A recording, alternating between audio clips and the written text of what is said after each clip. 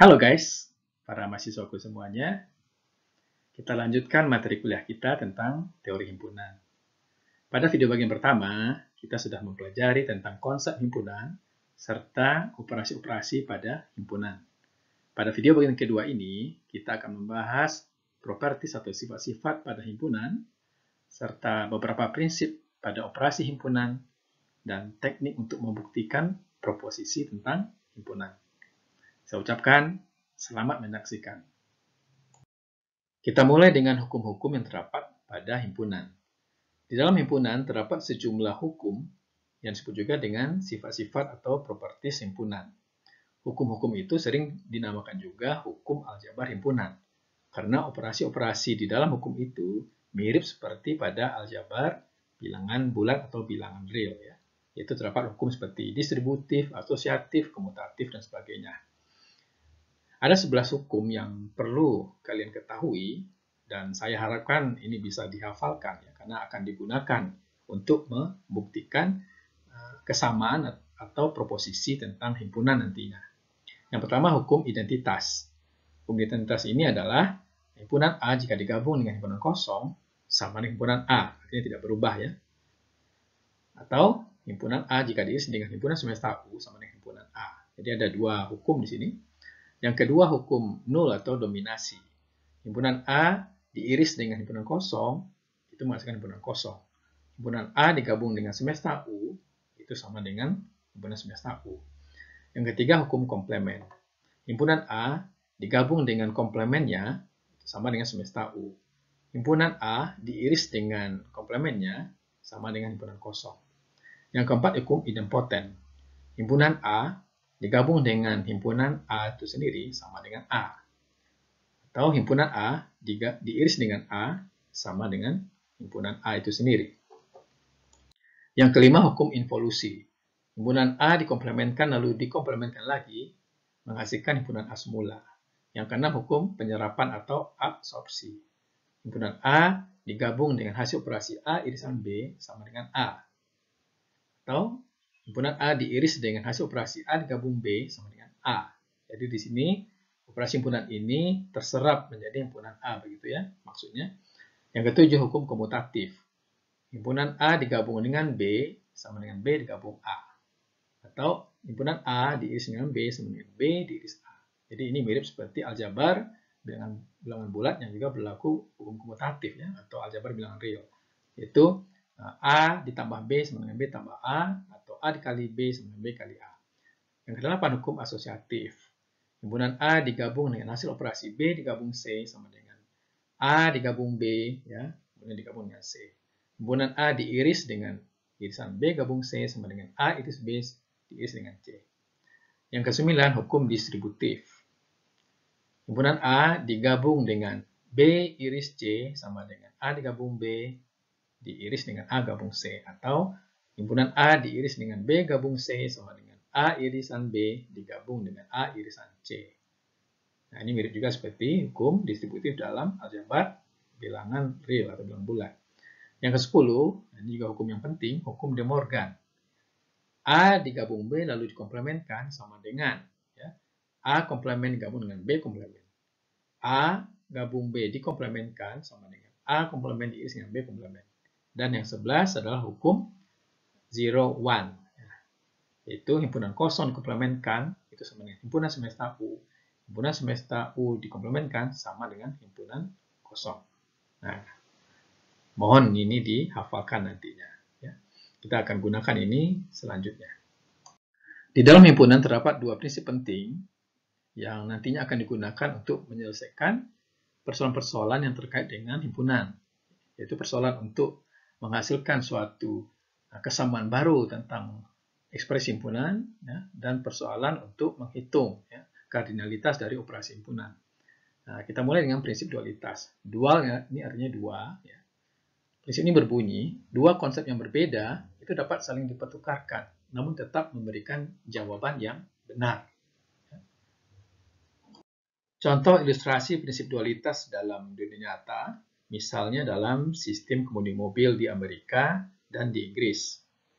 Di Amerika Serikat, kemudi mobil letaknya di kiri depan. ya, setir kemudinya terletak di kiri depan. Sedangkan di Inggris, ya, juga di Indonesia, ya, kemudi mobilnya terletak di sebelah kanan depan. Nah, akibat sistem kemudi mobil yang berbeda di kiri dan di kanan ini menghasilkan dua peraturan yang berbeda di Amerika dan di Inggris. Di Amerika Serikat, mobil harus berjalan di bagian kanan jalan. Sedangkan di Inggris, mobil harus berjalan di bagian kiri jalan. Kemudian di Amerika Serikat, pada jalan yang berlajur banyak, ya, seperti di jalan tol, maka lajur kiri untuk mendahului. Sedangkan di Inggris, ya, juga di Indonesia, pada jalur yang berlajur banyak, seperti di jalan tol, lajur kanan untuk mendahului. Jadi kalau Anda pernah melewati jalan tol, nah, di jalan tol itu ada papan petunjuk mengatakan lajur kanan untuk mendahului. Di Amerika Serikat, bila lampu merah menyala, mobil belok kanan boleh langsung. Sedangkan di Inggris, ya, juga di Indonesia, bila lampu merah menyala, mobil belok kiri itu boleh langsung. Ya. Nah, prinsip di Amerika dan di Inggris ini kita sebut prinsip dual. Ya. Konsep kiri dan kanan di Amerika maupun di Inggris dapat saling dipertukarkan, sehingga peraturan yang berlaku di Amerika, ya, juga menjadi berlaku di Inggris dengan hanya mempertukarkan kanan dan kiri. Jadi kalau kita berada di Amerika Serikat, kita ingat bahwa aturannya di kanan jalan. Tapi ketika kita berada di Inggris atau di Indonesia, ini kita ganti, ya, yaitu kita berjalan di bagian kiri jalan. Nah, ini contoh gambar, ya. Nah, di Amerika Serikat, setir mobilnya di sebelah kiri.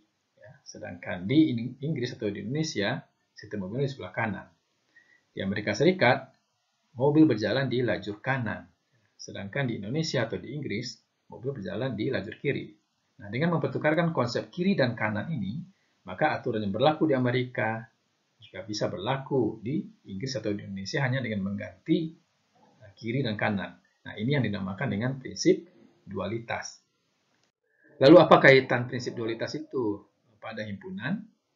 Nah, misalkan kita memiliki suatu kesamaan atau identiti yang kita sebut dengan S. Di dalam kesamaan itu terdapat himpunan dan operasi-operasi seperti gabungan, irisan, dan komplement. Jadi hanya 3 operasi ini saja. Nah, kita dapat membentuk kesamaan baru yang disebut dengan S bintang. Ya, kesamaan baru ini diperoleh dari S, ya, dengan hanya mengganti gabungan dengan irisan, irisan dan gabungan, himpunan kosong dengan semesta U dengan himpunan kosong. Ya. Sedangkan komplement dibiarkan apa adanya seperti semula. Maka kesamaan S bintang ini juga benar. Nah, S bintang ini disebut dengan dual dari kesamaan S.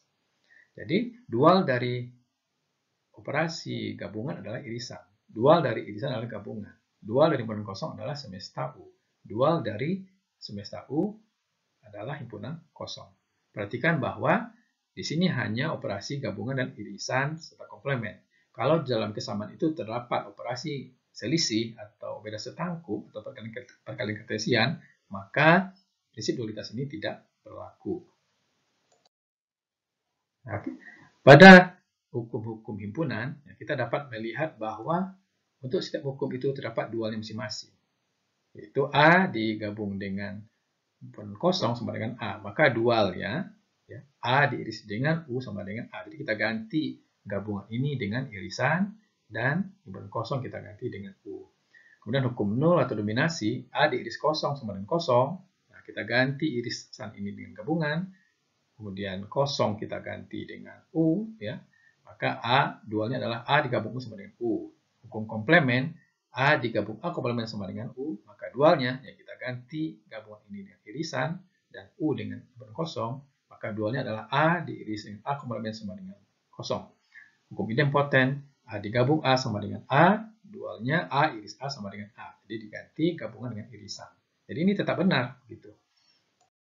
Hukum penyerapan, ya, A gabung A irisan B sama dengan A, dualnya adalah A irisan A gabung B sama dengan A.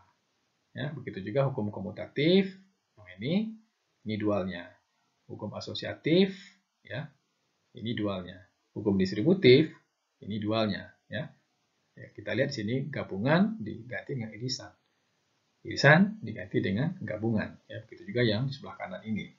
Hukum De Morgan, A gabung B komplement sama dengan A komplement diiris dengan B komplement, maka dualnya A iris B komplement sama dengan A komplement digabung B komplement. Jadi ini tetap benar ya. Ini hukum 01 ya, dualnya. Nah, jadi kalau kita mempunyai suatu kesamaan, nah ini contoh kesamaan yang melibatkan operasi-operasi seperti irisan, ya, gabungan komplement, ya, dan himpunan A dan B, ya, ini kesamaan ya, jadi ada sama dengannya. Maka dual dari kesamaan ini, ya, adalah tinggal kita ganti irisan dengan gabungan kita ganti dengan irisan, komplement dibiarkan tetap adanya. Maka kesamaan baru ini juga tetap benar, gitu ya. Ini disebut dengan dual dari kesamaan ini. Prinsip yang kedua adalah prinsip inklusi-eksklusi. Prinsip ini digunakan untuk menghitung berapa kardinalitas dari operasi gabungan dan garis setangkup dari dua himpunan. Kita ingat bahwa A digabung B, ya, itu beranggotakan semua himpunan A, ya, ditambah dengan semua himpunan B, termasuk di sini juga irisannya. Nah, dalam menghitung berapa kardinalitas dari A digabung B, dilambangkan dengan ini, maka kita include, ya, atau kita masukkan terlebih dahulu kardinalitas A ditambah dengan kardinalitas B, ya. Nah, di dalam perhitungan ini, nah, irisan ini terhitung dua kali dalam menghitung kardinalitas A dan kardinalitas B. Padahal kita hanya membutuhkan satu kali saja perhitungannya. Oleh karena itu kita exclude, kita keluarkan ya satu perhitungan A irisan B. Nah, makanya ini dinamakan prinsip inklusi eksklusi. Nah, sedangkan pada A beda setangkup dengan B, kardinalitasnya, ya, dilihat dari gambar ini, A beda setangkup dengan B, itu beranggotakan himpunan A, ya, dan himpunan B, tapi tidak termasuk irisan keduanya. Oleh karena itu, kardinalitas dari A beda setangkup dengan B, kita include, kita masukkan kardinalitas A dan B, lalu kita keluarkan, ya, kita exclude yang irisan ini, ya, yang terhitung dua kali tadi. Berarti dua kali A irisan B. Contoh yang sangat bagus memperlihatkan penggunaan prinsip inklusi dan eksklusi, misalnya pada contoh 24 ini ya. Berapa banyak bilangan bulat antara 1 dan 100 ya. Nah, antara 1 dan 100 termasuk 1 dan 100 itu sendiri. Yang habis dibagi 3 atau 5. Nah, kalau ini kita hitung secara enumerasi, ya, bisa saja ya. Jadi, bilangan antara 1 sampai 100 itu, yang bisa dibagi 3 atau 5 adalah 3, 6, 9, ya, 12, lalu 5, 10, 15, 18, dan seterusnya. Itu bisa saja ya, kalau misalnya banyaknya bilangnya sedikit. Bagaimana kalau misalnya antara 1 sampai 100.000 atau 1 sampai sejuta? Jelas cara seperti itu sangat tidak bagus ya. Nah, di sini kita misalkan A himpunan bilangan bulat yang habis dibagi 3. B himpunan bilangan bulat yang habis dibagi 5. Nah, maka antara 1 sampai 100 yang habis dibagi 3 atau 5 itu berarti ya bisa habis dibagi 3 saja atau habis dibagi 5 saja, atau termasuk juga habis dibagi 3 dan 5. Oleh karena itu kita harus menghitung berapa banyak A irisan B, yaitu himpunan bilangan bulat yang habis dibagi 3 dan 5. Jadi makna irisan itu adalah dan.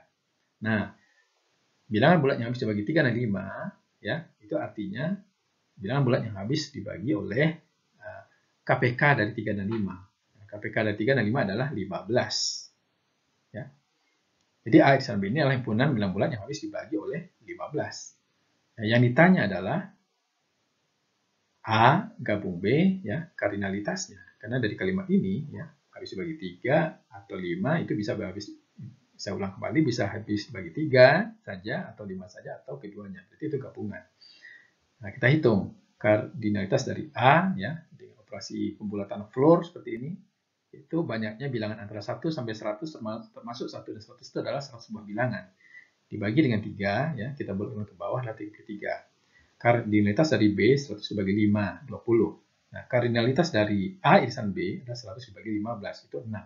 Sehingga kardinalitas dari A digabung B adalah A tambah B dikurang A irisan B, ya. 33 tambah 20 kurang 6 sama dengan 47. Jadi ada 47 buah bilangan bulat yang habis dibagi 3 atau 5. Nah, jadi kita bisa menghitung untuk misalnya bilangan bulat antara 1 1 sampai 100.000 misalnya, ya, tanpa kita perlu mengenumerasi. Prinsip inklusi dan eksklusi untuk dua himpunan itu bisa kita rampatkan untuk 3 buah himpunan A, B, dan C. Jadi kardinalitas dari A digabung B digabung C sama dengan kardinalitas A tambah kardinalitas B tambah kardinalitas C dikurang kardinalitas A iris B dikurang kardinalitas A iris C dikurang kardinalitas B iris C ditambah dengan kardinalitas A iris B iris C. Sedangkan untuk N buah himpunan atau R buah himpunan, maka prinsip inklusi dan eksklusi itu, ya, yaitu A1 gabung A2 gabung seterusnya gabung AR, kardinalitasnya adalah, ya, penjumlahan dari kardinalitas AI dikurang penjumlahan dari kardinalitas AI diiris dengan AJ untuk I dari 1 untuk I dan J antara 1 sampai R ditambah dengan kardinalitas, ya, dari AI iris AJ iris AK, ya, untuk IJK antara 1 sampai R ditambah dengan min 1 pangkat R min 1, ya, A1 iris A2 iris dan seterusnya iris AR. Nah, coba Anda periksa apakah untuk R sama dengan 3, ya, sama dengan ini. Nah, soal latihan ini itu mirip dengan contoh yang dijelaskan sebelumnya, ya. Di antara bilangan bulat antara 101 sampai 600, ya, termasuk 101 dan 600 itu sendiri, berapa banyak bilangan yang tidak habis dibagi oleh 4 atau 5, namun tidak keduanya. Artinya tidak habis dibagi oleh 4 dan 5. Nah, penyelesaiannya adalah sebagai berikutnya. Misalkan U adalah semesta pembicaraan, yaitu banyaknya bilangan bulat antara 101 sampai 600, ya, termasuk 101 dan 600 itu sendiri, berarti kardinalitas U itu adalah 500. A adalah himpunan bilangan bulat antara 101 sampai 600 yang habis dibagi oleh 4. Kardinalitas A adalah 600 dibagi 4 dikurang 100 bagi 4, ya, dibuatkan ke bawah. Jadi 150 kurang 25 sama dengan 125. Atau bisa juga langsung 500 dibagi dengan 4, ya, 125. B adalah himpunan bilangan bulat yang habis dibagi oleh 5. Kardinalitas B adalah 600 bagi 5 dikurang 100 bagi 5. Ya, dibulatkan ke bawah sama dengan 120 kurang 20 sama dengan 100. Atau bisa langsung, ya, 500 dibagi 5 yaitu 100. A irisan B adalah himpunan bilangan bulat antara 101 sampai 600 yang habis dibagi oleh 4 dan 5. Kardinalitas A irisan B adalah 600 dibagi 20. Nah, 20 adalah KPK dari 4 dan 5, ya, kelipatan persekutuan terkecil, yaitu 20. 600 bagi 20 dikurang 100 bagi 20. Ya. Itu 30 kurang 5 sama dengan 25. Atau bisa langsung juga 500 dibagi 20, yaitu 25.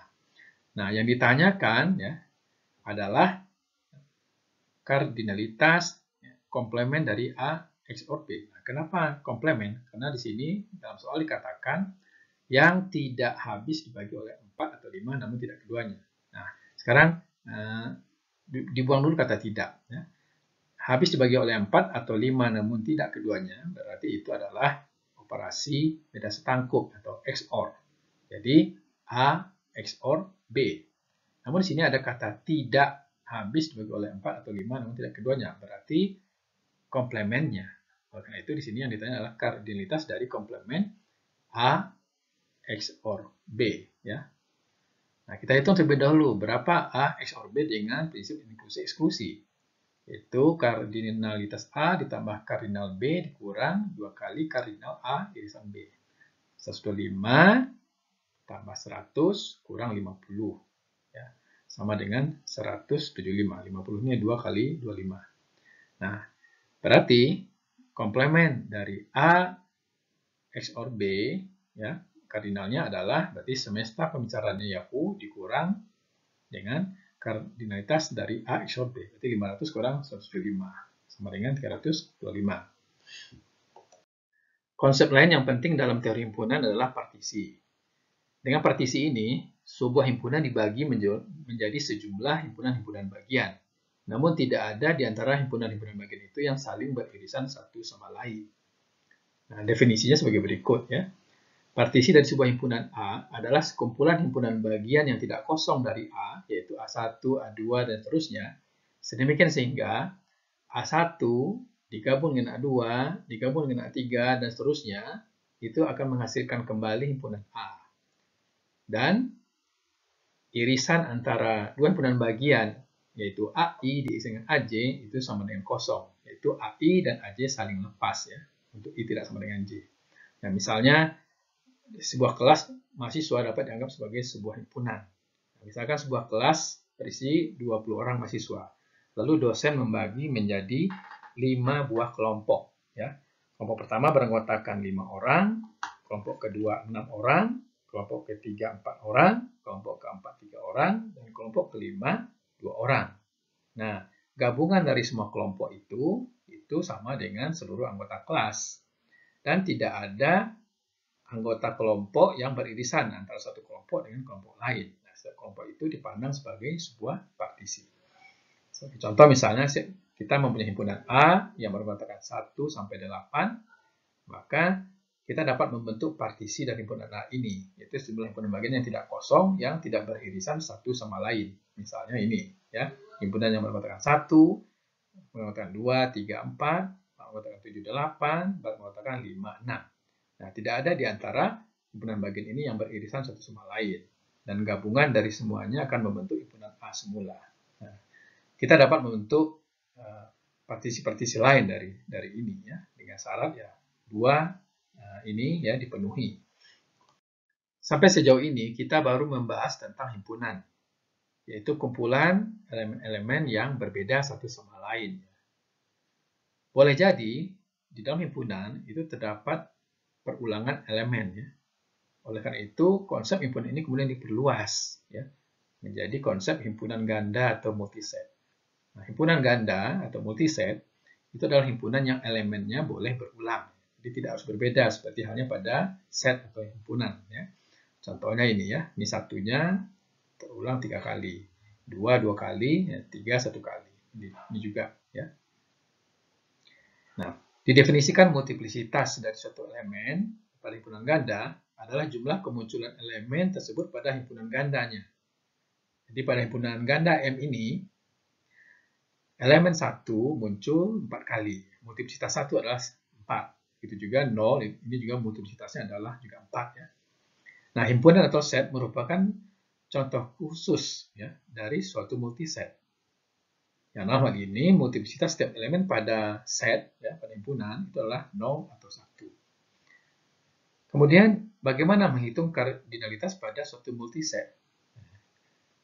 Kalau pada himpunan biasa atau himpunan set, ya, kardinalitasnya untuk elemen yang berulang itu tetap dianggap 1 kali munculnya. Ya. Jadi 1, 1, 1, 2, 2, 3 ini ya sama saja dengan himpunan 1, 2, 3. Ya. Kardinalitasnya adalah 3. Tetapi pada multiset, kardinalitas dari suatu multiset didefinisikan sebagai kardinalitas himpunan yang ekivalen dengannya, dengan mengasumsikan semua elemen di dalam multiset berbeda. Jadi, himpunan A ini sebuah multiset. Nah, kita bisa padankan dengan sebuah himpunan lain yang ekivalen dengan himpunan A ini, dengan menganggap setiap elemen dalam himpunan ini berbeda. Ya, jadi misalnya kita punya himpunan B, yang anggotanya adalah A, B, C, D, E, F. Nah, kardinalitas himpunan A ini sama dengan kardinalitas himpunan yang ekivalen dengan himpunan A tersebut, berarti sama dengan kardinalitas himpunan B, ya, yaitu 6. Nah, dengan kata lain, ya, kardinalitas himpunan A itu adalah ya jumlah semua multiplisitas setiap elemennya. Berarti di sini multiplisitas 1 adalah 3, multiplisitas 2 multiplisitas 3 adalah 1. Jadi kardinalitas A itu adalah 3 ditambah 2 tambah 1, berarti sama dengan 6, ya, atau langsung kita hitung saja berapa banyak elemen dalam multiset A ini. Operasi multiset berikutnya adalah selisih, ya, yaitu P kurang Q. P kurang Q menghasilkan sebuah multiset yang multiplisitas elemennya adalah salah satu dari dua kemungkinan berikut, yaitu multiplisitas elemen tersebut pada P dikurangi multiplisitas elemen tersebut pada Q. Apabila selisih kedua multiplisitas tersebut positif. Atau 0, ya, jika selisihnya 0 atau negatif. Contohnya seperti ini. multiset P ini beranggotakan A, B, C, D, E. Dan Q beranggotakan A, B, C, D, F. Nah, kita kurang ya. Di sini multiplitas A adalah 3. Ya. Di sini adalah 2. Berarti 3 kurang 2, 1. Berarti P kurang Q ini menghasilkan multiset yang A-nya 1 elemen. Ya. Satu saja. B di sini 2, di sini 3. Berarti 2 kurang 3 negatif. Nah, kalau negatif, berarti multiplitas B itu adalah 0. Berarti di sini B tidak ada ya, 0. C di sini 1, di sini 2. 1 kurang 2 min 1. Berarti multiplitas C adalah 0 di dalam hasil pengurangannya ya. Berarti tidak ada C di sini. D di sini 2, di sini 2 ya. 2 kurang 2 0. Ya, berarti multiplitas D di sini 0, berarti tidak ada D. E di sini 1, di sini 0. Nah, 1 kurang 0 adalah 1. Ya. Berarti ada satu buah E. Sehingga P kurang Q itu adalah A, E. Kemudian ada operasi yang khusus untuk multiset namanya operasi penjumlahan. Ya. Ini tidak sama dengan beda setangkup. Ya.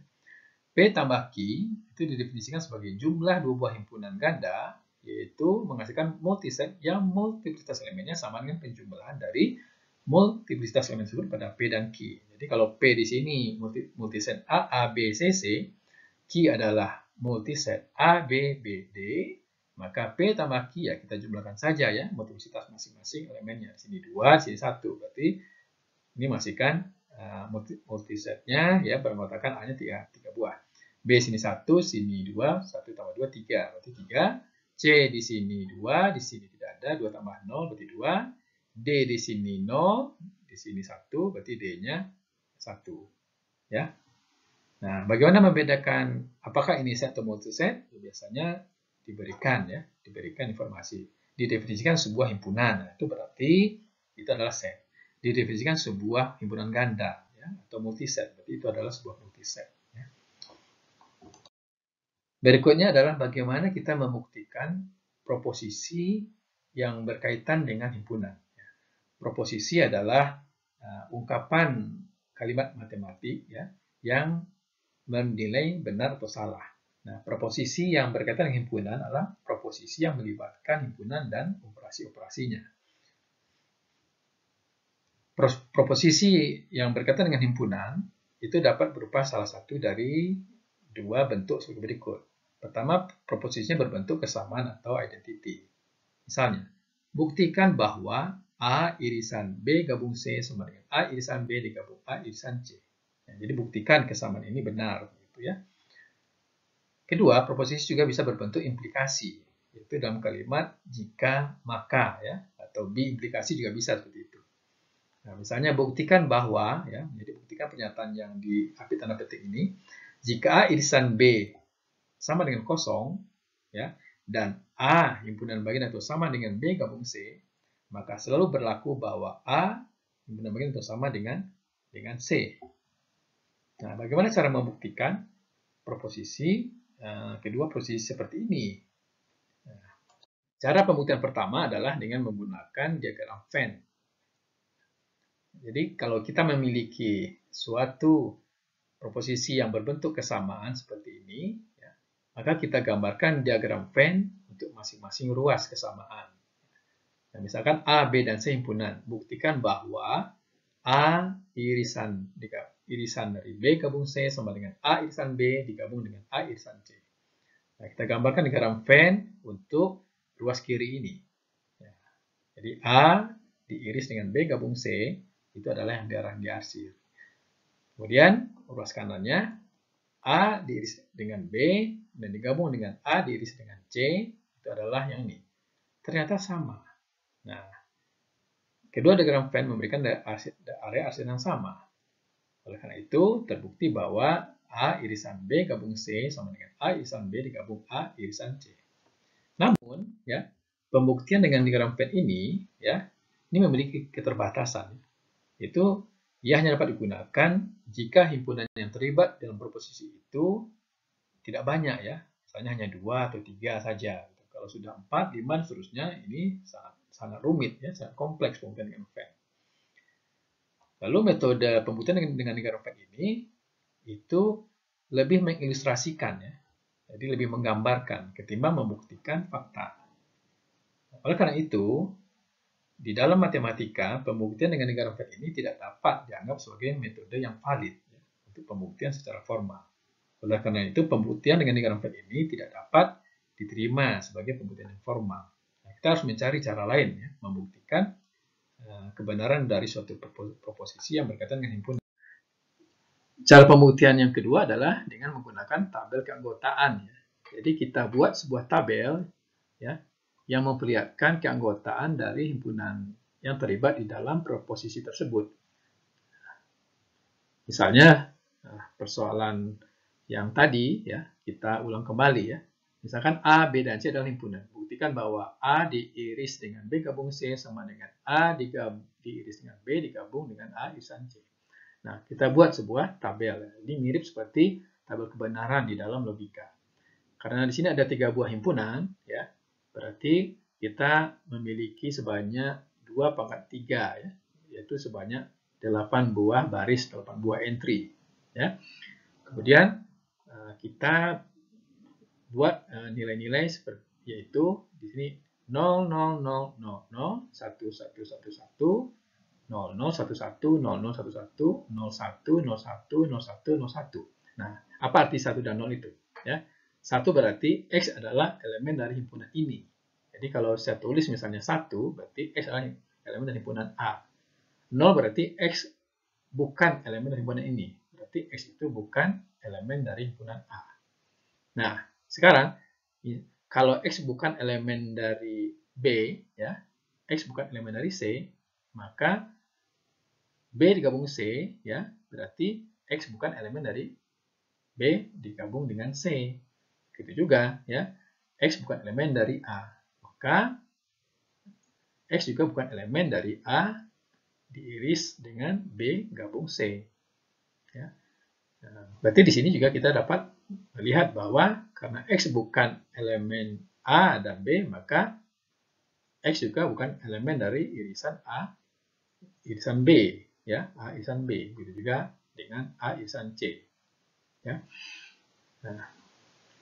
ini kita lakukan untuk semuanya, untuk semua baris, Contohnya di sini. Di sini misalnya X adalah elemen dari C, tapi X bukan elemen dari B dan bukan elemen dari A. Maka B gabung C, berarti X terdapat dalam B gabung C. Ini kan ingat kembali definisi operasi gabungan. Nah, ini kita lakukan. Nah, cara paling mudah adalah menganggap ini sebagai suatu operasi logika. Jadi operasi gabungan itu dianalogikan seperti OR. Irisan itu dan, gitu ya.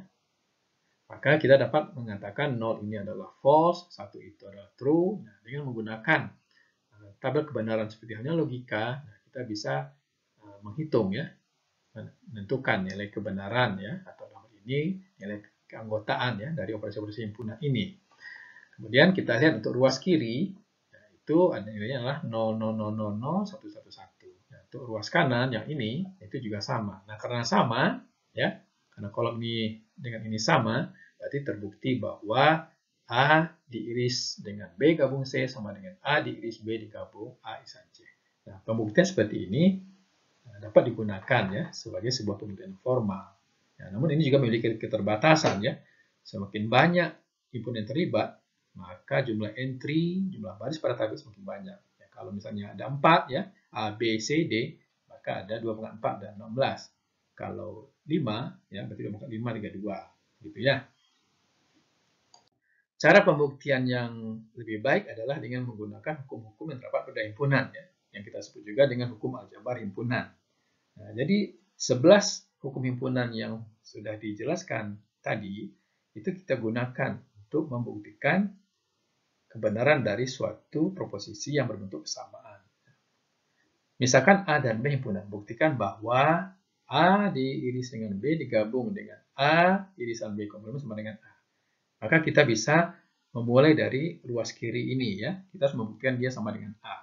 Nah, A irisan B gabung A irisan B komplement, maka ini kita lihat ini berbentuk hukum distributif Maka ini dapat kita gunakan hukum distributif menjadi A diiris dengan B digabung B komplement. Ya. Ingat kembali ya hukum distributif ya. Kemudian B digabung B komplement ini menggunakan hukum komplement yaitu sama dengan semesta U. Nah, A diiris dengan U sama dengan A dengan hukum identitas. Nah, untuk membuktikan dengan menggunakan aljabar himpunan ini ya dengan hukum himpunan ini, kalian harus menyebutkan di sebelah kanan hukum apa yang dipakai. Ya, jadi jangan hanya hasilnya saja, tapi juga harus dituliskan hukumnya apa. Contoh pembuktian berikutnya, ya, misalkan A dan B adalah himpunan. Buktikan bahwa A digabung dengan B kurang A sama dengan A gabung B. Nah, kita ambil yang ruas kiri ini ya, untuk kita buktikan sama dengan ruas kanan. A digabung B kurang A, nah di sini ada operasi selisih ya. Nah, operasi selisih ini kita ubah dulu nih, ya, menjadi operasi irisan. Nah, kita ingat kembali bahwa A dikurang B itu, ya, itu sama dengan A diiris dengan B komplement. Jadi A dikurang B sama dengan A diiris dengan komplement dari B. Berarti kita ganti B kurang A menjadi B irisan A komplement. Jadi di sini kita gunakan definisi operasi selisih. Selanjutnya, kita gunakan hukum distributif, yaitu A digabung dengan B, ya, A digabung dengan B, diiris dengan A digabung dengan A komplement, hukum distributif. Kemudian, kita gunakan hukum komplement untuk yang ini. A digabung dengan A komplement, ya, itu sama dengan semesta U, ya, hukum komplement. Kemudian A digabung dengan B diiris dengan semesta U, ya berarti A gabung B. Nah, sehingga terbukti ya sama dengan ruas kanan. Contoh berikutnya, buktikan bahwa untuk sembarang himpunan A dan B bahwa ya, ini ada dua buah ya. A digabung dengan A komplement diiris dengan B sama dengan A gabung B, dan A diiris dengan A komplement digabung B sama dengan A irisan B. Nah, kita akan buktikan yang nomor satu terlebih dahulu. Ya, kita ambil yang ruas kirinya ya untuk dibuktikan sama dengan ruas kanan. A digabung dengan A komplement diiris dengan B, ya, kita gunakan hukum distributif. Ya, ini berarti A digabung dengan A komplement diiris dengan A diiris dengan B. Ya, jadi A digabung A komplement diiris dengan A irisan B. Ini hukum distributif. Kemudian A digabung A komplement ini berarti sama dengan semesta U. Berarti hukum komplement ya. U diiris dengan A digabung B sama dengan A gabung B. Berarti hukum identitas. Nah, untuk pembuktian nomor 2 ini kita lihat bahwa ini sebenarnya adalah dual dari ini ya. Karena lihat dengan seksama bahwa yang kesamaan nomor 2 ini merupakan dual dari kesamaan nomor 1. Maka untuk membuktikan ini, nah, kita cukup yang mengganti ya. Gabungan dengan irisan, irisan dengan gabungan, dan U dengan kosong dan kosong dengan U. Sehingga dengan hanya mengganti ini saja, ya, maka kita akan menghasilkan kesamaan yang benar ya. Atau bisa juga kita katakan bahwa 2 adalah dual dari 1, itu sudah cukup. Gitu. Nah, kalau soal latihannya ini tidak membuktikan ya, tapi menerapkan hukum-hukum himpunan tadi untuk menentukan apa hasil dari operasi himpunan berikut. Jadi di sini A, B, dan C adalah himpunan, dan tentukan apa hasil operasi ini. Ya, silakan kalian kerjakan ini sebagai latihan. Nah, ternyata sudah diberikan jawabannya di sini. Ternyata hasilnya adalah U ya.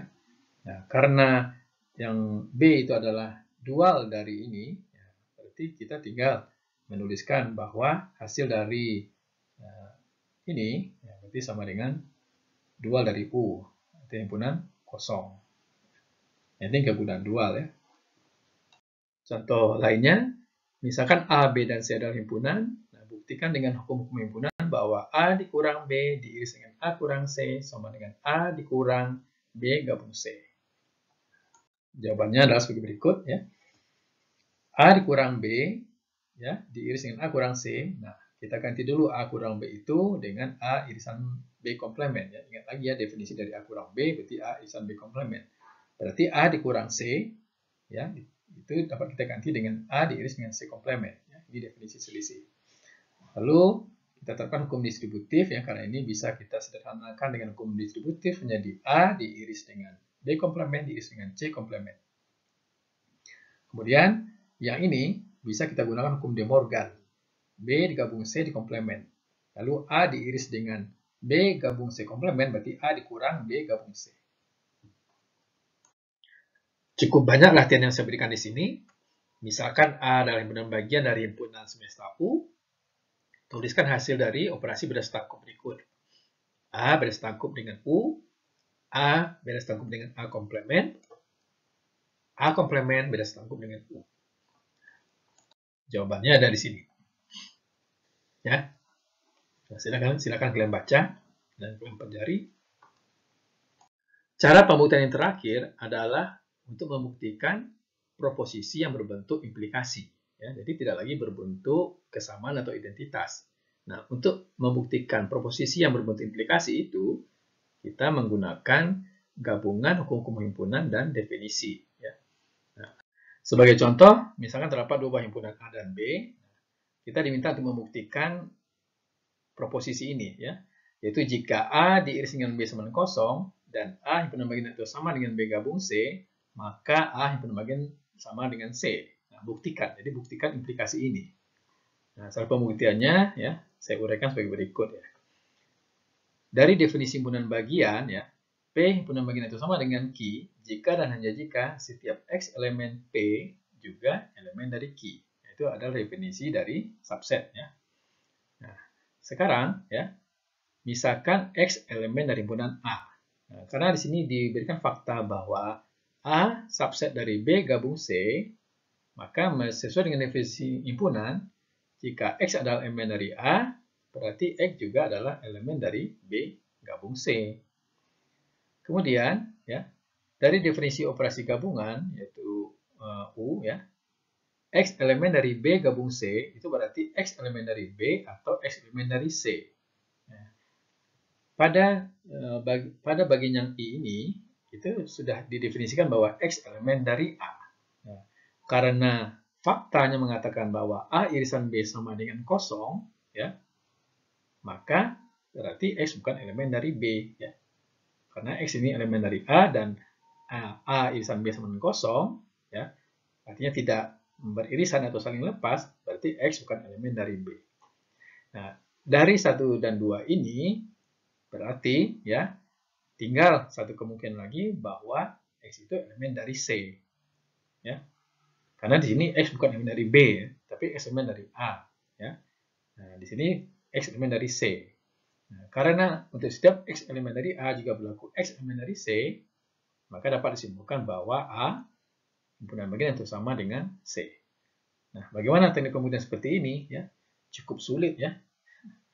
Karena harus menggunakannya dengan bentuk kalimat. Itu beda dengan pembuktian untuk kesamaan tadi. Bagian terakhir dari video ini adalah berupa materi pelengkap. Ya.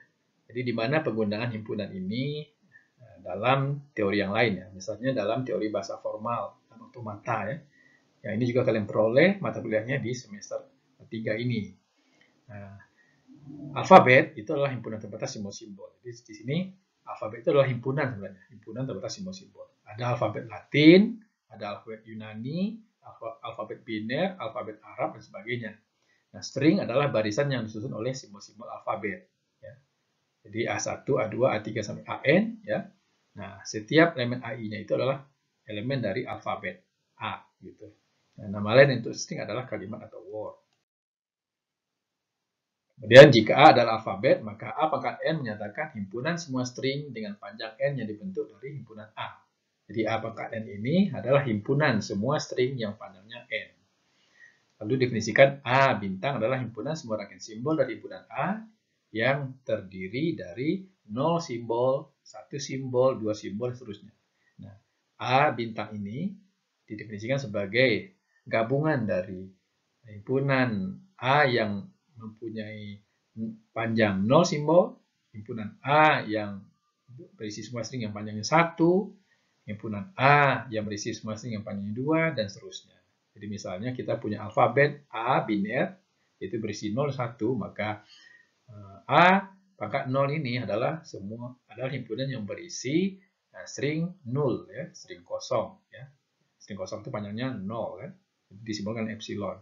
A pangkat 1 adalah himpunan yang berisi sebuah string panjang 1, berarti 0 dan 1. A2 himpunan semua string yang panjangnya 2 ya. 11, 01, 10, 11. A3 juga begitu ya. A4 dan seterusnya. Nah, sebuah bahasa yang didefinisikan pada alfabet A itulah himpunan bagian dari A bintang. Jadi di sini kita sudah menggunakan himpunan bagian.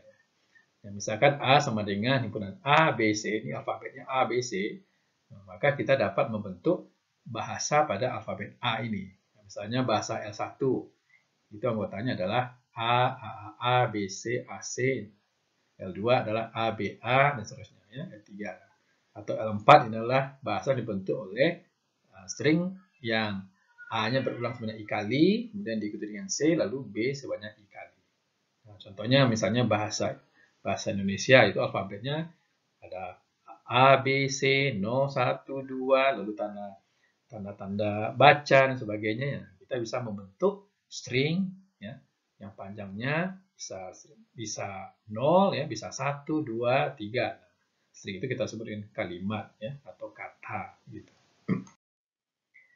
Yang terakhir adalah bahwa di dalam bahasa pemrograman juga disediakan ya fitur-fitur ya atau tipe untuk himpunan. Misalnya bahasa Pascal. Ya. Bahasa Pascal apakah masih digunakan oleh kalian? Ya. Di dalam bahasa Pascal kita definisikan misalnya huruf besar. Ya. Ini contoh ya.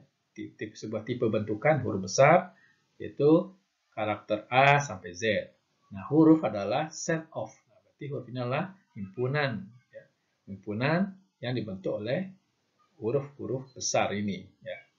Lalu variabelnya huruf Q, ya, itu tipenya huruf.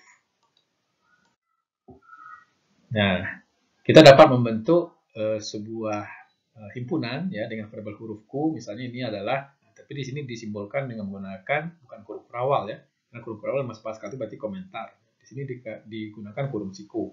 Huruf Q adalah sebuah variabel yang diisi dengan himpunan yang anggotanya adalah A, C, D, ya, atau yang ini kita isi dengan himpunan yang anggotanya M. Atau kita isi dengan himpunan kosong.